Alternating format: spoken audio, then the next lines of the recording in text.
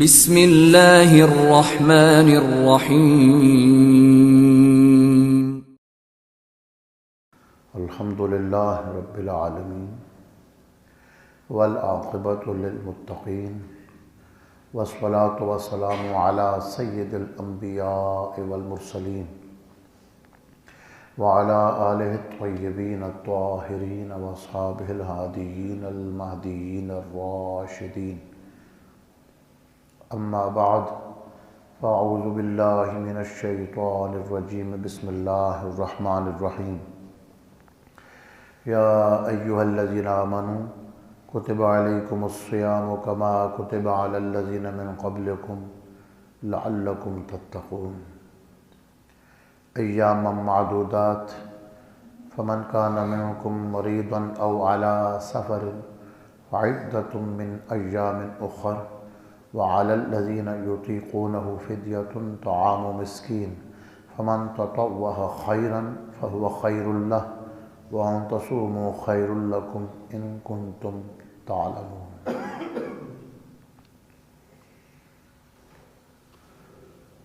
صدق اللہ مولانا العظیم. رب اشرح لي صدری ويسر لي أمری واحلل عقدة من لسانی يفقهوا قولی. رب اشرح لي صدری ويسر لي أمری واحلل عقدة من لسانی يفقهوا قولی. رب اشرح لي صدری ويسر لي أمری واحلل عقدة من لسانی يفقهوا قولی. درود پاک پڑھیں. اللہم صلی علی سیدنا محمد وعلی آل سیدنا محمد وبارک وسلم. سورہ بقرہ کی آیہ مبارکہ 183-84 کی تلاوت کرنے کی سعادت حاصل ہوئی. اس کا قریب مفہوم اردو میں یوں ہے: اے ایمان والو، تم پر روزہ رکھنا فرض کیا گیا جیسا کہ تم سے پہلے لوگوں پر فرض کیا گیا تھا تاکہ تم پرہیزگار بن جاؤ. یہ گنتی کے تھوڑے سے دن ہیں، اور جو کوئی تم میں سے بیمار ہو یا مسافر ہو اس پر دوسرے دنوں سے گنتی کے روزے پورے کرنا لازم ہے، اور ان لوگوں پر جو روزہ رکھ سکتے ہوں لیکن کسی وجہ سے روزہ نہ رکھ سکیں، فدیہ ہے ایک مسکین کا کھانا. پھر جو خوشی سے فدیے کی مقدار کو بڑھائے، زیادہ نیکی کرے، اس کے لیے بہتر ہے، اور روزہ رکھنا تمہارے لیے زیادہ بہتر ہے اگر تم اس کو جانتے ہو.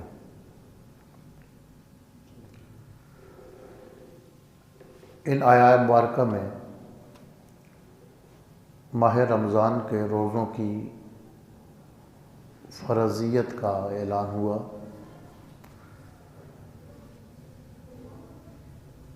اسلامی احکام بتدریج یعنی سٹیپ بائی سٹیپ اتارے گئے. پہلے نماز کی فرضیت کا حکم ہوا، اس کے بعد زکوٰۃ، اور اس کے بعد ماہ رمضان کے روزے. مفسرین نے اس ترتیب کی ایک حکمت یہ بیان کی ہے کہ جس عبادت میں آسانی تھی پہلے اسے فرض کیا گیا، پھر اس کے بعد جو تھوڑی مشکل تھی پھر اس کا حکم ہوا، اس کے بعد جو تھوڑا زیادہ مشکل تھا اس کا حکم ہوا. تو نماز، زکوٰۃ اور روزے کے بارے میں اس کے مقابلے میں تھوڑی آسان ہے. اس میں جسمانی مشقت بھی نہیں، جتنی روزے میں ہوتی ہے، یعنی اس میں جسم تھوڑا مشقت اٹھاتا ہے اور خرچہ بھی کوئی نہیں، بلکہ نماز سے مزید جسم کے اندر چستی پیدا ہوتی ہے، صحت کے لیے مفید ہے۔ لیکن چونکہ 5 مرتبہ حکم کی پابندی لازم کر دی گئی ہے تو عبادت میں مشقت تو ہے، لیکن زکوٰۃ میں چونکہ جیب سے پیسہ نکلنا ہوتا ہے، ہاتھ سے دولت نکلنا ہوتی ہے، تو وہ نفس کے لیے زیادہ مشکل ہے۔ تو پہلے نماز جو نسبتاً آسان حکم تھا اسے فرض کیا گیا، اس کے بعد زکوٰۃ جو نماز سے تھوڑی مشکل ہے کہ بندہ اپنا جمع کیا ہوا پیسہ خرچ کرنا ہر بندے کے لیے آسان نہیں ہوتا، اسے تکلیف ہوتی ہے خرچ کرتے ہوئے، اور اس کے بعد روزہ، اس میں زیادہ مشقت ہے کہ ایک کھانے پینے والا بندہ جو دن میں کئی مرتبہ کھاتا پیتا ہے، اسے ایک اچھا خاصا وقت ہے جس میں پابند کر دیا جاتا ہے۔ پھر اگر وہ شادی شدہ بندہ ہو تو ایک انسانی ضرورت ہے، اس سے بھی اسے روک لیا گیا ہے، اس میں اس کے لیے زیادہ مشقت ہے۔ تو جیسے جیسے عبادت میں مشقت بڑھی تو اس کو تھوڑے بعد پہلی کے بعد اس حکم دیا گیا ہے۔ اس ترتیب کو سورہ احزاب میں بھی بیان کیا گیا، والخاشعین والخاشعات والمتصدقین والمتصدقات والصائمین والصائمات والحافظین فروجہم والحافظات۔ حالت نماز میں عاجزی اختیار کرنے والے مرد اور عاجزی اختیار کرنے والی عورتیں، اللہ تعالیٰ نے ان بندوں کی تعریف کی ہے، فرمایا لہم مغفرہ واجرا عظیما، اعد اللہ لہم مغفرۃ واجرا عظیما۔ ان لوگوں کے لیے اللہ نے بخشش بھی تیار کر رکھی ہے اور بہت بڑا اجر تیار کر رکھا ہے۔ تو ترتیب ہے نماز میں خشوع کرنے والے، توجہ کے ساتھ، عجز کے ساتھ، دل کی حاضری کے ساتھ نماز پڑھنے والے، والمتصدقین والمتصدقات، اور اللہ کی راہ میں خرچ کرنے والے مرد اور اللہ کی راہ میں خرچ کرنے والی خواتین۔ اب نماز کے بعد پھر خرچ کرنے کا ذکر ہے، والصائمین والصائمات، اور روزہ رکھنے والے اور روزہ رکھنے والیوں۔ اب اللہ کی راہ میں خرچ کرنا، صدقہ زکوٰۃ، اس کے بعد روزے کا ذکر ہے، والحافظین فروجہم والحافظات، اور اللہ کی رضا کے لیے اپنی شرمگاہوں کی حفاظت کرنے والے مرد اور عورتیں، یعنی برائی سے بچنے والے۔ اب اسی ترتیب کے ساتھ ہے، جیسے جیسے کسی عبادت میں مشقت ہے اس کا ذکر بعد میں ہے۔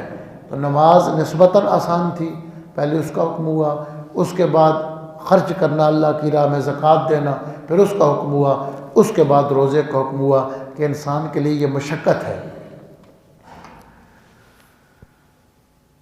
فرمایا یہ تم پر جو روزے فرض کیے گئے ہیں تم سے پہلے لوگوں پر بھی فرض کیے گئے تھے، یعنی جتنی اقوام گزری ہیں اور جتنے ان کے لیے مذاہب اترے ہیں، سب مذاہب میں کسی نہ کسی صورت میں روزے کا حکم تھا۔ تمام انبیاء کی شریعتوں میں، تمام رسولوں کے دور میں روزے کا حکم کسی نہ کسی صورت میں تھا۔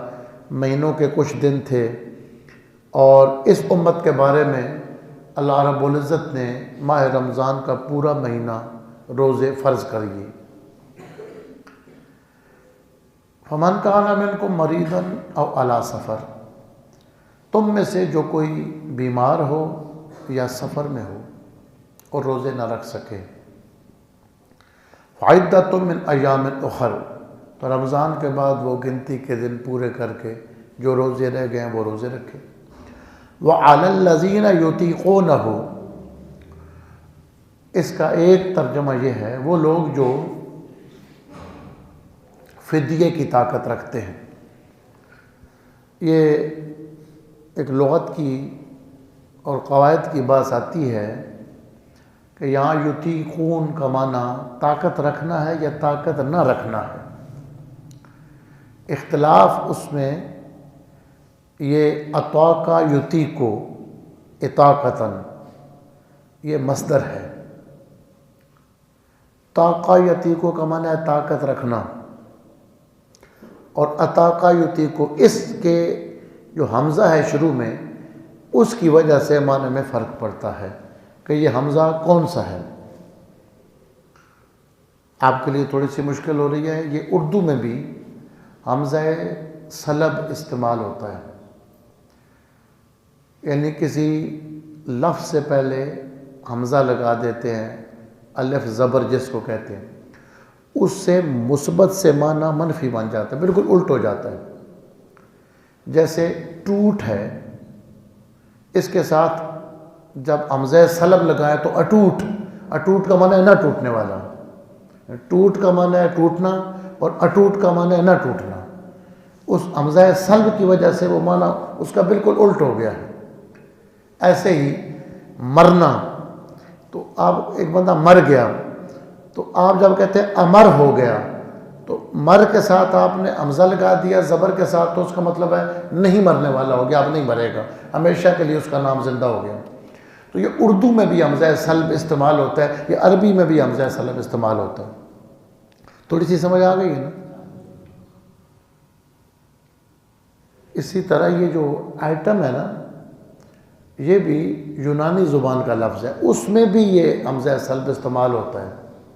جو چیز تقسیم ہو جائے اسے ٹم کہتے ہیں، اور جو ناقابل تقسیم اس کو آئٹم کہتے ہیں۔ یہ وہ حمزہ سلب آئٹم کے ساتھ جو لگا ہوا ہے۔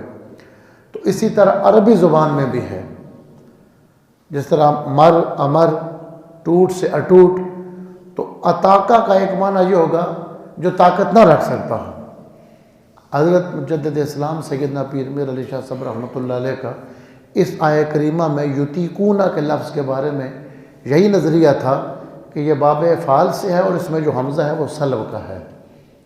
بہرحال پھر تفسیر یہ ہوگی وہ لوگ جو روزے کی طاقت نہ رکھتے ہوں۔ جب حمزہ سلب ہو تو پھر مطلب ہوگا جو روزے کی طاقت نہ رکھ سکتے ہوں وہ مسکینوں کو کھانا کھلائیں، فدیہ دیں۔ اور اگر دوسرا ترجمہ کریں یطیقون کا معنی طاقت رکھنا، تو پھر اس کا مطلب یہ ہوتا ہے جو روزے نہ رکھ سکتے ہوں اور طاقت رکھتے ہوں فدیہ دینے کی۔ لیکن محققین کے نزدیک اس معنی میں کافی تکلف ہے۔ جو لوگ لغت عرب سے اور قواعد سے آشنا ہیں وہ اس باریکی کو سمجھ سکتے ہیں، تو ان کے لیے فدیہ ہے۔ فمن تطوع خیرا فهو خیر اللہ، اگر کوئی اپنی طرف سے فدیے کی مقدار بڑھا کر زیادہ دے دیتا ہے اس کے لیے زیادہ بہتر۔ وان تصوموا، یہ مسافر کے لیے ہے کہ سفر میں وہ روزہ نہیں رکھتا تو نہ رکھے۔ وان تصوموا خیر لکم، اگر وہ رکھتا ہے روزہ تو اس کے لیے زیادہ بہتر ہے، اگر وہ جانتا ہو کہ یہ کتنی بڑی چیز ہے۔ حضور پاک صلی اللہ علیہ وسلم نے فرمایا، یہ صحیح حدیث میں آتا ہے کہ ماہ رمضان کا جس بندے کا ایک روزہ چھوٹ جائے، یعنی اس ماہ مقدس میں اتنی برکتیں ہیں، ایک روزہ چھوٹ جائے، پھر وہ بعد میں فدیہ دے یا بعد میں قضا کر کے روزہ رکھے، روزہ تو اس کا ہو جائے گا۔ فرمایا ساری زندگی بھی اگر وہ روزہ رکھے ماہ رمضان کے روزے کی قیمت نہیں پوری ہو سکتی۔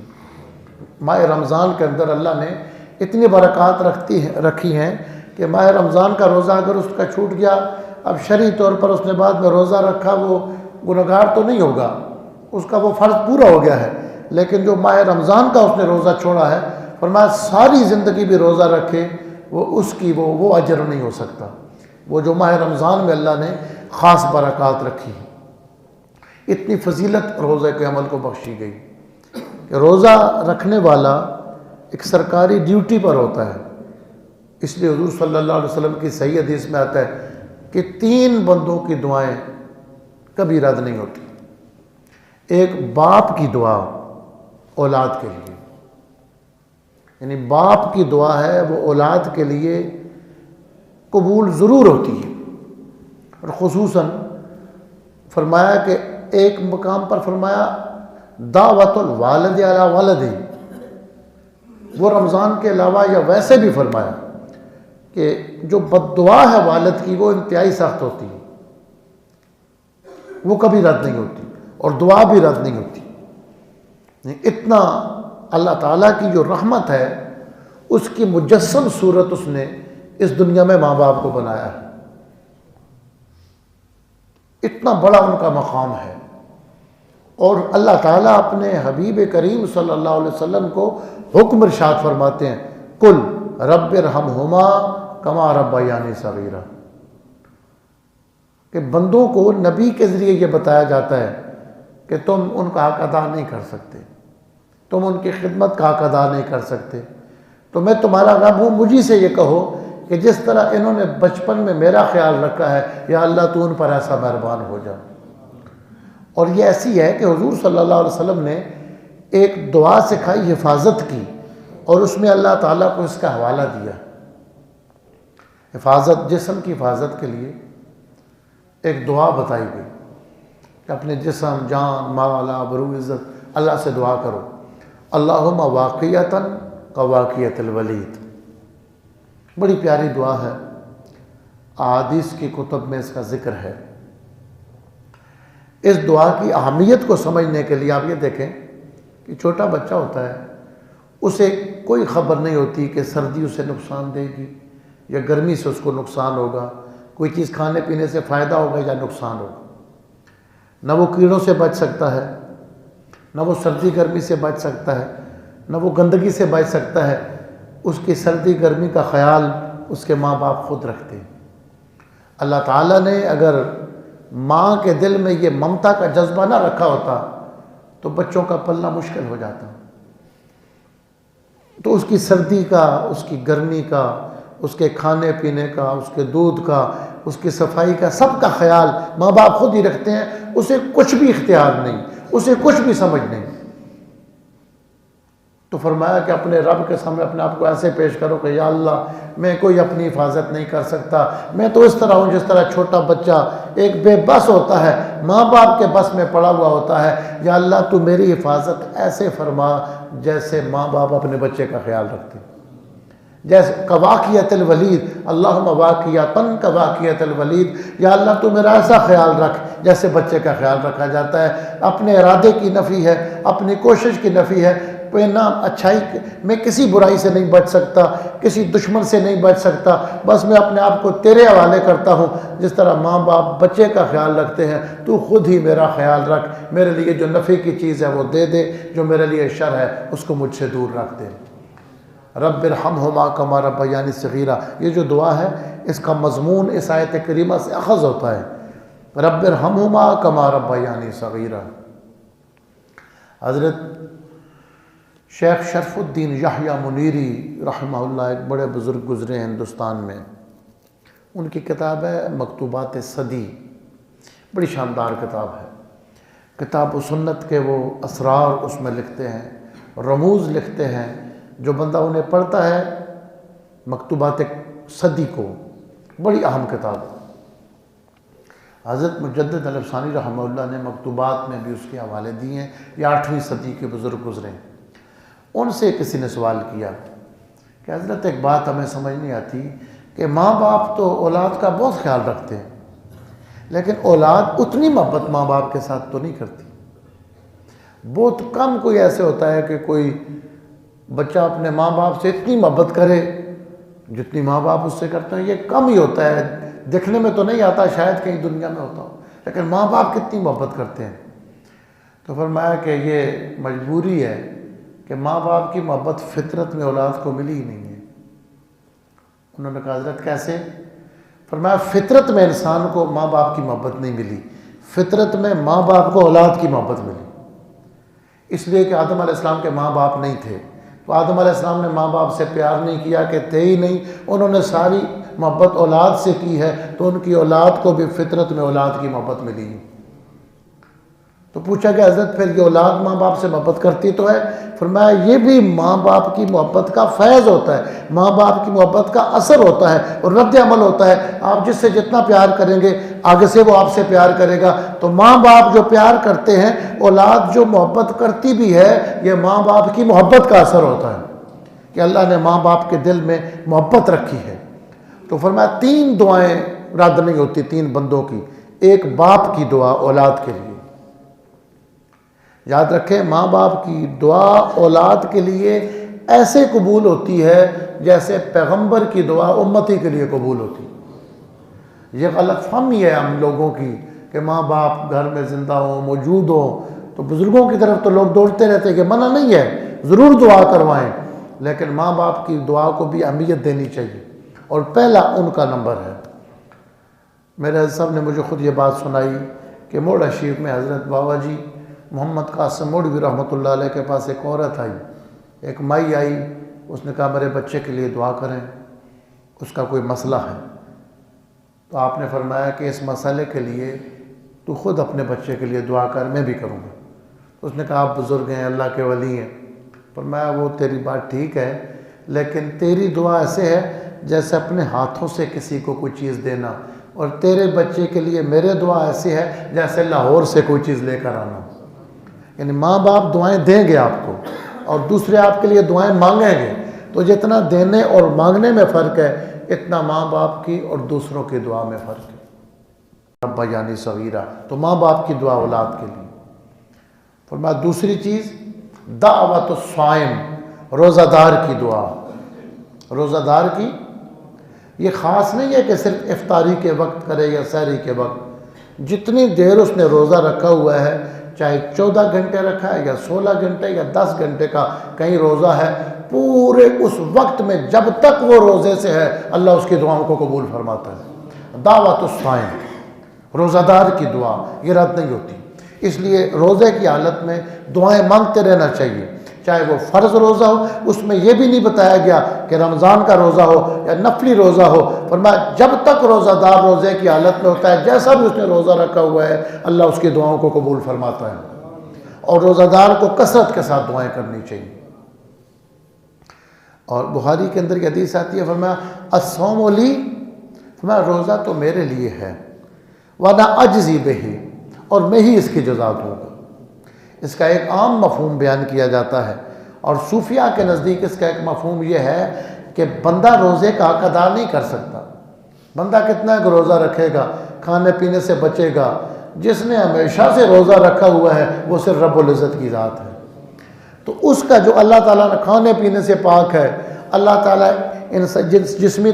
جنسی تعلق سے پاک ہے، اللہ کی ذات پاک صاف ہے، تو بندہ روزے کی حالت میں وہ اللہ تعالیٰ کی جو یہ صفت ہے کہ وہ کھاتا پیتا نہیں ہے، تعلقات سے دور ہے، اس کا عکس بندے کی حالت میں پڑتا ہے۔ اس عکس سے رحمت کی وجہ سے بندے کی دعائیں بھی قبول ہو جاتی ہیں، کہ اس کی ایک مناسبت سی ہو جاتی ہے۔ حضرت موسیٰ علیہ السلام کو 40 دن کے لیے روزے کی حالت میں کوہ طور پہ بلایا گیا کہ آپ بھی روزے رکھیں، کھانے پینے سے آپ دور ہو جائیں، انسانی جسمانی تعلقات سے دور ہو جائیں، کچھ مناسبت، اس لیے کہ فیض لینے اور دینے کے لیے طبعی مناسبت ضروری ہوتی، طبعی مناسبت کہ مزاج ملتے ہیں، ورنہ تو اگر بارش اوپر سے پڑ رہی ہو، باراں کے در لطافت تبش خلاف نیست، در باغ لالا رویدو در شور ابو مخص۔ شیخ سعدی کہتے ہیں کہ بارش جو اوپر سے آتی ہے اس کے قطرے اتنے ہی لطیف ہیں جو گندگی کے ڈھیر پر بھی پڑتے ہیں، اور ایک باغ کے اندر بھی باغ میں خوشبو زیادہ نکل جاتی ہے، گندگی کے ڈھیر سے بدبو اٹھ جاتی ہے بارش سے، اس لیے کہ وہ جو اس کا گندگی کے ڈھیر کا قبول کرنے کی صلاحیت ہے وہ اور ہے، اور پھول کے قبول کرنے کی صلاحیت کچھ اور ہے۔ باراں کے در لطافش تبش خلاف نیست، بارش کی لطافت تبا، بارش کے جو قطروں میں لطافت ہے وہ اوپر سے ایک ہی طرح کے قطرے آتے ہیں، جب وہ باغ میں پڑتے ہیں تو مٹی سے بھی خوشبو نکلتی ہے، گندگی کے ڈھیر پہ جب پڑتے ہیں تو اللہ تعالیٰ کی رحمت حاصل کرنے کے لیے وہ قلب بھی ہونا چاہیے وجود کے اندر جو اس کی رحمت کے فیض کو حاصل کر سکے۔ حضرت سیدنا عمر فاروق رضی اللہ تعالیٰ عنہ کے سیرت پاک کے اندر قرآن مجید کی آیات کے ضمن میں یہ بات آتی ہے۔ حضرت عمر فاروق رضی اللہ تعالیٰ عنہ ایک بندہ تھا، وہ وحی لکھتا تھا، حضور علیہ السلام کے سامنے آیا تو آپ صلی اللہ علیہ وسلم سے پوچھتا ہے کہ آج کون سی وحی ہے جو لکھنی ہے؟ تو آپ نے قرآن مجید کی آیات پڑھی جن میں فرمایا کہ ہم نے انسان کو ایک نطفے سے پیدا کیا، وہ نطفہ پھر خون کا لوتھڑا بن جاتا ہے، پھر ہم نے اس کے اندر ہڈیاں پیدا کی، ثم کسونا العظام لحما، پھر ہم نے ان ہڈیوں کے اوپر گوشت کا لباس چڑھایا، فتبارک اللہ احسن الخالقین، وہ کتنی برکت والی ذات ہے، سب سے بہتر بنانے والا ہے۔ جب یہ آیت اتری فکسونا العظام لحما، ہم نے ہڈیوں کے اوپر گوشت کا لباس چڑھایا، گوشت کا لباس بنایا، یہاں تک حضور پاک پہنچے تو اس آگے جو لکھنے والا تھا اس کی زبان سے یہ کلمات نکل گئے، فتبارک اللہ احسن الخالقین۔ یہ جو حضور علیہ السلام سے پوچھتا ہے آگے کون سے الفاظ ہیں، فرمایا یہ وہی الفاظ ہیں جو تیری زبان سے نکل گئے۔ اسی وقت اس نے دین کو چھوڑ دیا، حضور کا منکر ہو گیا۔ کہنے لگا یہ الفاظ جو ان کو پسند ہوں اسی کو یہ وہی سمجھ لیتے ہیں، میری زبان سے لفظ نکلے ہیں اور یہ کہتے ہیں کہ یہ وہی ہے اور یہی اللہ کا کلام ہے، تو جو ان کو چیز اچھی لگے اسی کو آیت بنا لیتے، یعنی اللہ کی طرف سے اس کے دل پر ایک عکس پڑا وحی کا، اور حضور علیہ السلام کی جو وحی مبارک تھی اس کا عکس پڑا۔ یہ اللہ تعالیٰ کا ایک نظام ہے۔ جناب جبریل علیہ السلام جب وحی لے کر آتے تھے تو جبریل جب سامنے بیٹھتے تھے تو جبریل کی تلاوت سے پہلے آیات کا عکس حضور کے قلب مبارک میں پڑ جاتا، اس لیے جب جبریل علیہ السلام پڑھنا شروع کرتے تو آپ ساتھ ساتھ تیز پڑھتے تھے، تیز پڑھتے تھے، تو اللہ نے فرمایا لا تحرک بہ لسانک لتعجل بہ، آپ جلدی نہ کریں، اس طرح نہ کیا کریں، ان علینا جمعہ و قرآنہ، یہ قرآن ضائع نہیں ہوگا، اس کو جمع کرنا اور اس کی تلاوت کو جاری کرنا بھی اللہ کی اپنی ذمہ داری ہے۔ تو آپ صلی اللہ علیہ وسلم کے قلب مبارک پر پہلے عکس پڑ جاتا تھا۔ حضرت شیخ محی الدین ابن عربی اور حضرت محبوب سبحانی غوث پاک رضی اللہ تعالیٰ عنہ کا نظریہ یہ ہے کہ جبریل علیہ السلام کے بیان کرنے سے پہلے پورا عکس قرآن کا حضور کے سینے پہ اتر گیا تھا، اور وہ قرآن پاک کی آیت کی دلیل بھی دیتے ہیں، اِنَّكَ لَتُلَقَّ الْقُرْآنَ مِن لَدُنْ حَكِيمٍ عَلِيمٍ، یہ حکیم و علیم سے آپ کے دل پر قرآن کو اتارا جاتا ہے۔ تو عکس پڑ جاتا ہے، کبھی خیال کا عکس پڑ جاتا ہے، آپ کسی بزرگ کے سامنے بیٹھے ہوتے ہیں، آپ بزرگ کا خیال آپ کے دل پر آ جاتا ہے، ان کا خیال آپ کے دل پر، آپ کا ان کے دل پر چلا جاتا ہے، یہ معاملات ہوتے ہیں۔ تو وہ بندہ مرتد ہو گیا کہ یہ جو لفظ میری زبان سے نکلے ہیں تو یہ کہتے ہیں آیت ہے، وہ گیا تو حضرت عمر فاروق آئے، حضور پاک نے یہی آیت پڑھی، جب اسی مقام پہ پہنچے تو حضرت عمر کی زبان سے نکلا فتبارک اللہ واحسن الخالقین، تو کہنے لگے یا رسول اللہ اس کے آگے کون سی آیت ہے؟ تو حضور نے فرمایا یہ جو تمہارے زبان سے الفاظ نکلے ہیں، تو کہنے لگے اللہ کا شکر ہے جس نے میری زبان کو اپنی وحی کے موافق کر دیا۔ یعنی انہوں نے کیسا اثر لیا اور دوسرے نے کیسا اثر لیا۔ تو میں عرض کر رہا تھا کہ جو روزہ ہے یہ بہت بڑی چیز ہے۔ حضور علیہ السلام فرضوں کے علاوہ بھی احادیث صحیحہ سے ثابت ہے کہ ہر مہینے میں کم از کم 11 روزے ضرور رکھتے تھے، پیر کے دن کا روزہ، جمعے کا روزہ، 8 تو یہ ہو جاتے ہیں، اور ہر ماہ کی 13، 14، 15 ایام 20 کے روزے، یہ جو حضرت آدم علیہ السلام نے رکھے۔ جناب آدم علیہ السلام جب جنت سے اتارے گئے تو جسم مبارک پر کچھ اثرات تھے، جنت سے وجود زمین پہ آئے تو جسم پہ اثرات آ جاتے ہیں، وہ چمک نہیں تھی، تو آپ نے مہینے کی 13 کو روزہ رکھا تو وہ جنت والی چمک کچھ بحال ہو گئی، 14 کو روزہ رکھا مزید بحال ہو گئی، جب 15 کا پورا کیا تو وجود مبارک پر نورانیت بحال ہو گئی۔ تو حضور علیہ السلام ایام 20 یعنی 20 کا معنی ہے روشن، تو اس سے آدم علیہ السلام کے وجود پر وہ دوبارہ وہ جنت کی روشنی اور نور آیا۔ تو 13, 14, 15 تو 11 روزے. ہر ماہ کا نبی پاک صلی اللہ علیہ وسلم فرضوں کے علاوہ بھی روزے سے اتنا پیار کرتے تھے. روزے کی بہت اہمیت ہے. حضور صلی اللہ علیہ وسلم نے فرمایا کہ اے میرے غلاموں، اے میرے صحابہ، انسان کے جسم کے اندر شیطان ایسے دوڑتا ہے جیسے خون دوڑتا ہے تمہاری رگوں کے اندر، تو اس کے راستوں کو بند کرو. تو صحابہ نے پوچھا یا رسول اللہ شیطان کے راستوں کو وجود کے اندر کیسے بند کریں؟ فرمایا بھوک سے، روزے کے ساتھ. اور فرمایا میری امت کے جو لوگ خرچہ اٹھانے کی طاقت رکھتے ہیں وہ شادیاں کریں، اگر شادیاں نہیں کر سکتے تو وہ روزے زیادہ رکھیں. روزہ شیطان کے راستوں کو روک دیتا ہے. تو روزے کی فضیلت ہے کہ روزہ دار جب تک روزے کی حالت میں ہے اللہ اس کی دعاؤں کو قبول فرماتا ہے. اور تیسرا فرمایا وَدَعْوَةُ الْمَظْلُومِ، جو مظلوم ہو اس کی بد دعا رد نہیں ہوتی، جو ستایا ہوا ہو اس کی دعا رد نہیں ہوتی. حافظ شیرازی اپنے دیوان میں فرماتے ہیں بترس از آہ مظلومہ کہ ہنگام دعا کردن اجابت از در حق بہر استقبال میں آئے. کہ جو ستایا ہوا ہو، جو مظلوم ہو، اس کی بد دعا سے ڈرو، اس لیے کہ جب اس کی زبان سے یا دل سے بد دعا نکلتی ہے تو بد دعا اوپر سے آنے سے پہلے اللہ کی طرف سے قبولیت اس کی طرف آگے بڑھ کے آ جاتی ہے. قبولیت جلدی کرتی ہے اس کی طرف. جو مظلوم کی دعا ہے، بد دعا ہے، وہ سخت قبول ہوتی ہے. اس لیے کوشش کرنی چاہیے کہ بندہ کسی کو ستائے نہ. کسی کے ساتھ اگر زیادتی ہو جائے تو اس سے معافی مانگے، اور اگر مظلوم اللہ پر معاملہ چھوڑ دے تو پھر معاملہ اور زیادہ خطرناک ہو جاتا.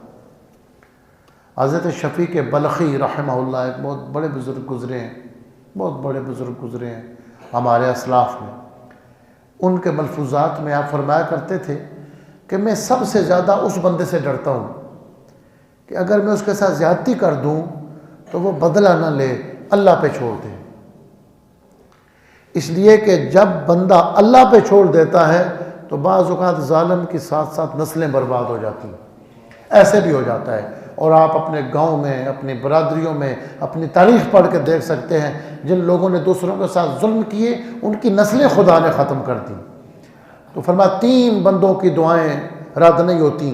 ایک روزہ دار کی جب تک وہ روزے کی حالت میں ہے سارا دن اس کی دعائیں قبول ہوتی، سارا دن اس کی دعائیں. دوسرا والد کی دعا اولاد کے لیے، اور تیسرا مظلوم کی جو بد دعا ہے وہ قبول ہوتی ہے. وَأَن تَصُومُوا خَيْرٌ لَكُمْ إِن كُنتُمْ تَعْلَمُونَ.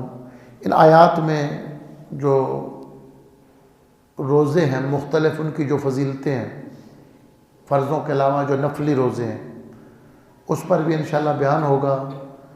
اور پھر جو روزہ نہ رکھنے کی جو ترغیب ہے، یہ حضرت امام منذری کی کتاب ہے الترغیب والترہیب، بڑی شاندار کتاب ہے. وہ اس میں پہلے کسی نیک عمل کی فضیلت پر احادیث لاتے ہیں، یعنی الترغیب رغبت دینا، لوگوں کو دلچسپی دلانا، برانگیختہ کرنا. پھر جو اس کے برعکس جو عمل ہوتا ہے اس کی مذمت لے کر آتے ہیں، اس کو کہتے ہیں الترہیب، ڈرانا. یعنی پہلے سچ بولنے پر وہ حدیث لے کر آئیں گے، پھر جھوٹ بولنے کی مذمت میں اس کے گناہ پر وہ حدیث لے کر آئیں گے. اس طرح الترغیب روزہ رکھنے کے پہلے فضائل لے کر آئیں گے، پھر الترہیب روزہ نہ رکھنے کی جو سزائیں ہیں اس پر حدیث لے کر آتے ہیں. بڑی شاندار کتاب ہے. اب اس کا اردو میں بھی ترجمہ ہو چکا ہے، یہ 4 جلدوں میں یہ کتاب ہے. اس میں سے انشاءاللہ آئندہ درس میں ہم احادیث بیان کریں گے. پھر ایک اہم مسئلہ جو اختلافی ہے امت کے علماء میں، انجیکشن جو روزے کی حالت میں لگاتے ہیں، اس پہ بہت زیادہ تفصیل ہے. دونوں طرف علماء کے دلائل ہیں. یہ مسئلہ بھی انشاءاللہ بیان کریں گے کہ انجیکشن سے روزہ ٹوٹتا ہے یا نہیں. تیسرا جو جاوید احمد غامدی صاحب نے گزشتہ سالوں میں بیان کیا تھا کہ اللہ تعالیٰ معاف کرے، شریعت کے اندر اتنی چھوٹیں انہوں نے اپنی طرف سے پیدا کر دی کہ گرمیوں میں پیپر ہوتے ہیں لڑکوں کے تو وہ روزے نہ رکھیں اور بعد میں رکھ لیں. تو اس پر بھی انشاءاللہ بیان کریں گے کہ یہ کس حد تک خطرناک نظریہ ہے. اس طرح شریعت میں اپنی طرف سے اس طرح چھوٹے پیدا کر دینا کہ وہ پیپروں کی تیاری کرتے ہیں، گرمی زیادہ ہوتی ہے اور بجلی بھی نہیں ہوتی تو روزے چھوڑ دیا کریں، آئندہ رکھ لیا کریں. تو یہ جو من گھڑت ان کا فلسفہ تھا اس کا رد انشاءاللہ شرعی قواعد اور دلائل کی روشنی میں ادب و احترام کے ساتھ ہم پیش کریں گے تاکہ جو لوگ اس سے متاثر ہیں وہ بچ سکیں. وآخر دعوانا الحمدللہ رب العالمین.